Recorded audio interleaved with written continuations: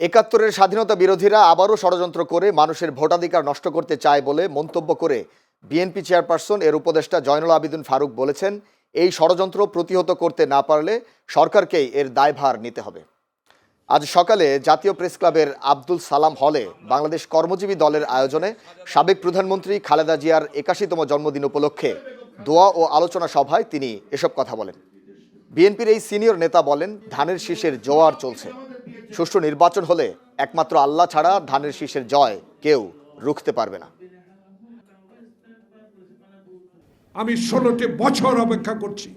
এই ১৬ বছর আগে যারা ৭১-এর স্বাধীনতা বিরোধী ছিল, আবার তারা যদি ষড়যন্ত্র করে আমার এই ভোটাধিকার হরণ করতে চায়, দায় দায়িত্ব আপনাদের উপরে যাবে। আমাদের কোনো দায় দায়িত্ব দিতে পারবেন না। আমরা লড়াই করে যাব।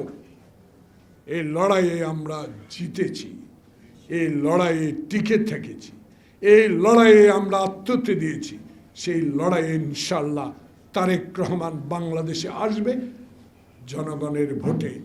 যদি জনগণ চায়, যদি শাহাবুদ্দিনের মতো একটি নির্বাচন দেশে হয়, আল্লাহ ছাড়া কেউ রুখতে পারবে না ধানের শীষকে।